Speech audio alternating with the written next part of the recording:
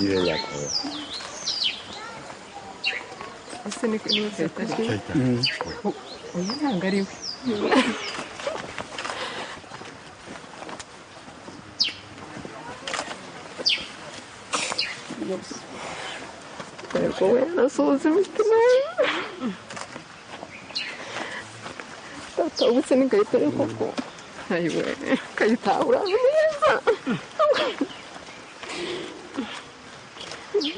Sinzi ko ngomba kukubona nyamusa Imana ishimwe we Kayita ni mukuri Imana ishimwe Baba we ni wese Kayita ubusuranzi ubuzamenya mbwira ngo iki we Elle a dit, tu te souviens d'elle? C'est ce qu'elle a dit. Ni mukuri ni wewe Elle demande c'est toi? C'est toi? C'est toi? Ni oui. Buranzi Tu la connais? Oui. Je suis Voranzi, la veuve de ton oncle qui a été tué. Voranzi.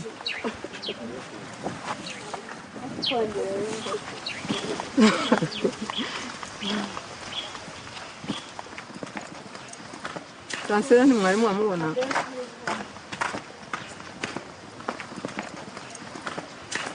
ariko Imana ishimwe n'ukuri Kayita ntabwo nahize kumeze ubu koko barambwira ngo nta kibuno afite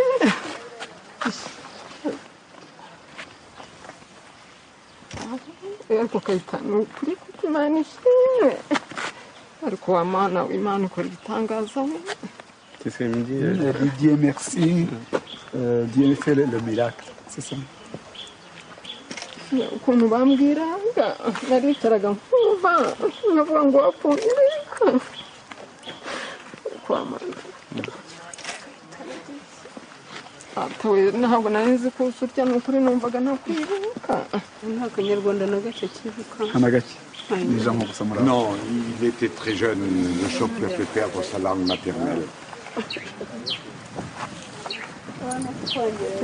nta kundi nabona nakora gusa uyu musaza Imana izamufasha Elle ne peut rien dire à part Dieu merci pour toi.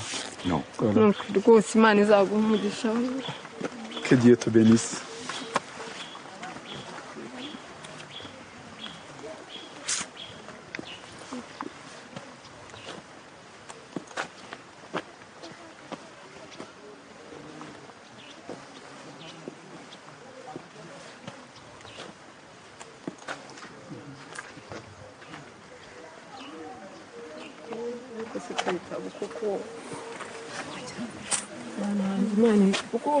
Imana yakunze sinzi ikintu nakora ukuntu mbyishimiye sinzi ukuntu nakora ukuntu natekerezaga siko bimeze rero numvaga bavuga ngo wa mu kagare ngo ntahagarare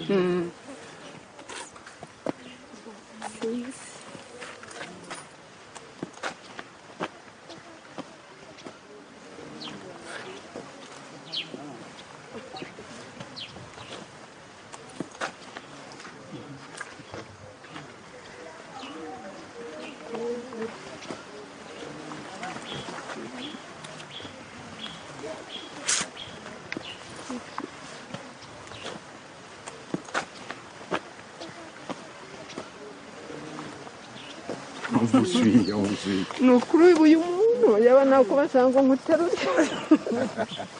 Elle a dit c'est capable de te soulever. De me soulever. Moi, je suis heureux de vous connaître. Voilà les no kukwamenya. Très heureux de vous connaître.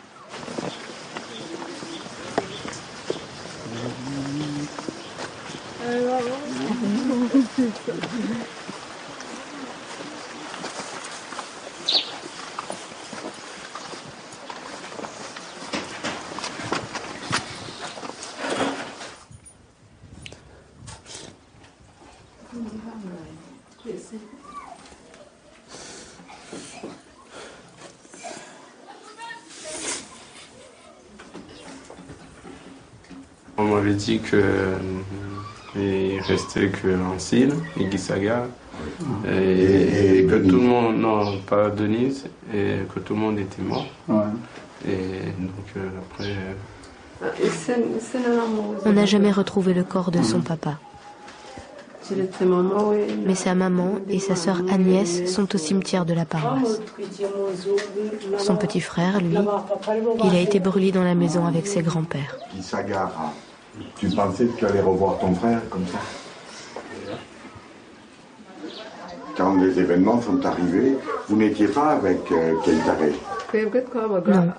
À ce moment-là, j'étais dans la banlieue de Kigali avec son frère, Gisagara, et avec Denise. J'avais 2 autres enfants, mais ils ont été tués. Comment vous avez appris que toute la famille avait été... J'étais dans un camp de réfugiés à Nyagasambu. Là où je t'ai dit, Christophe qui chantait, Nyagasambu. Je voulais venir ici. J'ai insisté pour voir qui avait survécu. Mais les militaires disaient « Tout le monde est mort, tu ne trouveras plus personne. »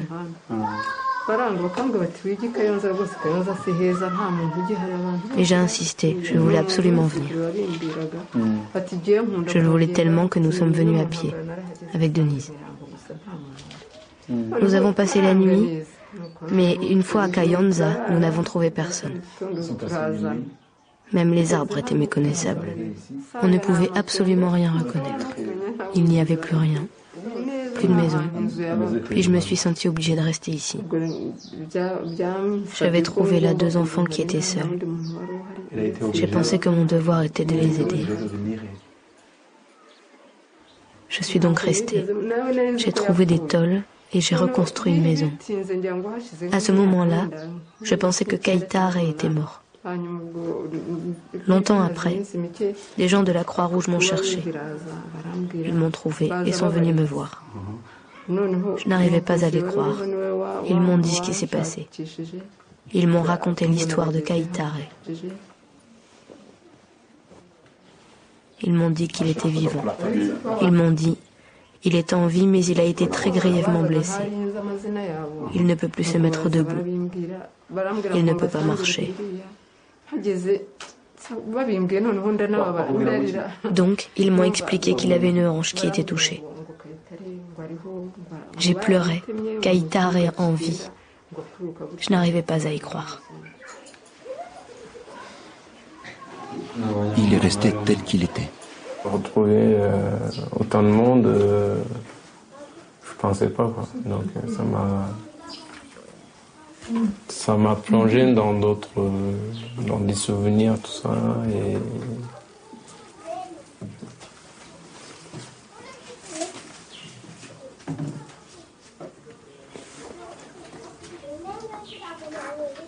et après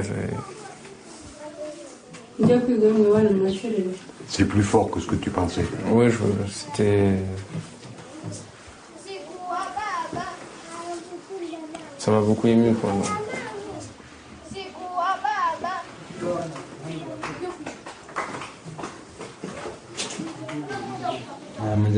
Si mon frère est d'accord, je voudrais qu'on aille ensemble là où était notre maison.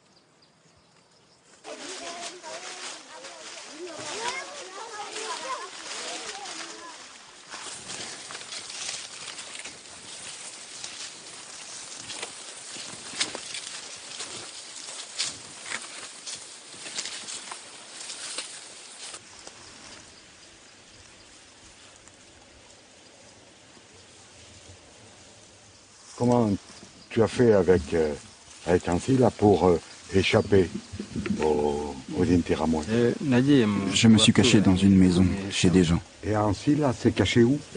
Ancilla, elle s'est enfuie dans la brousse. J'imagine qu'on a peur. Très peur. Je n'avais pas d'amis et je risquais de me faire tuer à tout moment. Moi, j'étais sûr que mon frère était mort. Le revoir un jour, je ne pouvais pas croire que ce serait une chose possible. Alors aujourd'hui, il me suffit de le voir ici, dans la bananeraie.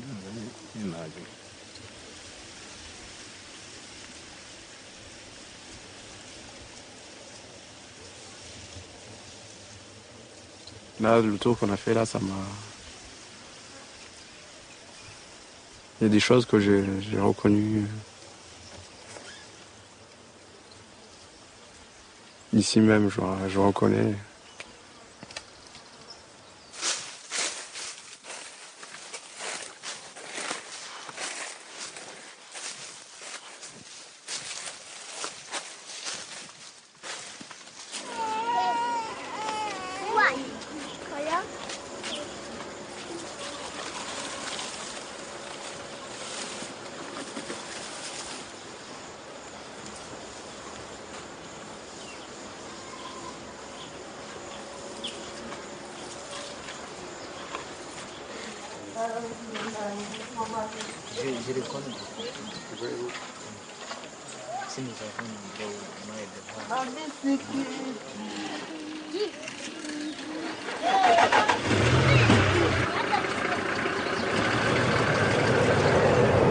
Pour quelqu'un qui partage la même culture, la même vie, parfois la même assiette, et le lendemain il vient, il tue les gens de ta famille, tu peux pas comprendre.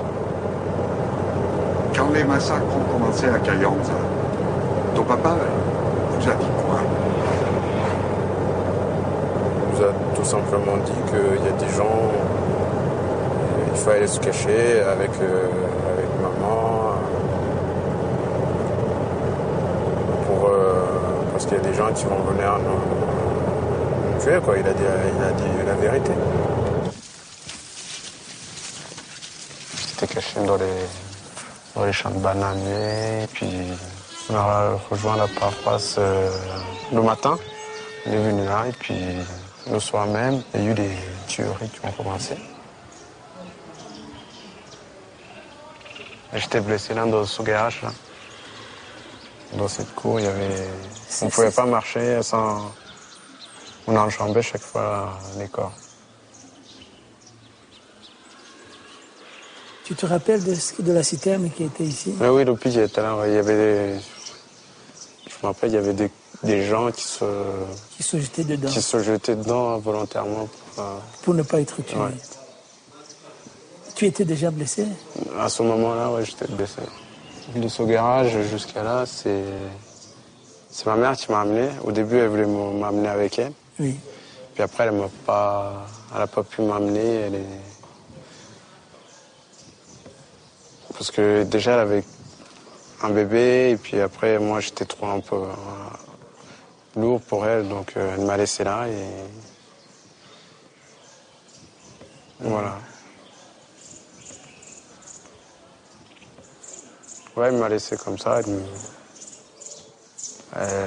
puis elle est partie avec ma sœur, et puis moi, je me suis caché là, au milieu des corps. Tu étais couché là? Mes deux grands-mères qui étaient là déjà, je peux dire, c'est eux qui m'ont sauvé, quoi. Parce que j'avais un bras d'une grand-mère sur moi et puis une couverture sur moi. Et puis après il y a des jours. Le lendemain des tueries, ils sont venus faire le tour pour voir s'il y a des gens vivants. Oui. Pour les achever. Pour les achever. Moi, il y a un couple qui m'a vu bouger. Ils ont voulu m'achever. Finalement, ils ont renoncé. D'eux-mêmes? D'eux-mêmes. Ils ont dit, il va pourrir là. Il va mourir. Il va mourir là, et puis ils m'ont laissé. Et tu penses que c'est Dieu qui t'a sauvé? reconnaître que c'est le bon Dieu qui m'a sauvé.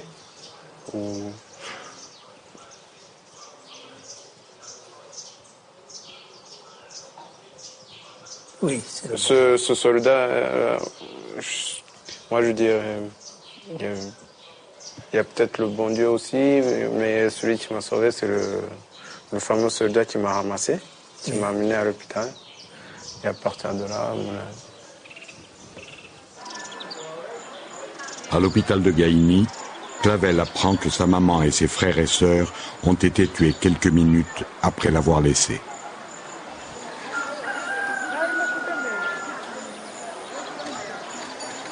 Annie Faure, médecin responsable du service de pédiatrie, accueille ici les enfants retrouvés par les soldats du FPR. C'est elle qui lui sauvera la vie en le prenant dans sa propre chambre pour être auprès de lui jour et nuit. La toux de Clavel déchirait la nuit. Tourmenté en prime par une diarrhée, il geignait, appelait à l'aide toutes les heures, incapable de se sentir debout, trop faible, la jambe si vilainement contuse. Il fallait le porter à la salle d'eau. Seule note d'optimisme, il avait gardé l'appétit. Mon espoir fut de courte durée. Clavel était le plus condamné à mort, rien marchait. C'est-à-dire que les médicaments, les antibiotiques, les aides, la nourriture, ça marchait pas. Jusqu'au jour où il commence à manger. Et là, je me rappelle de la scène, on était sur la terrasse de la maison de Médecins du Monde, ils sont dehors, ils sont assis, il y a tous les enfants qui sont là. Je voyais Clavel se forcer à manger, mais il était content. Et dans ce contentement, tout d'un coup, à la fin, il se met à tout vomir. Et là, je comprends que c'est foutu, que cet enfant, c'est foutu, que je vais pas le revoir. Et voilà. Il souffrait tellement et je ne pouvais rien faire. Il souffrait d'une façon si atroce que j'avais envie qu'il meure afin que ses souffrances s'arrêtent.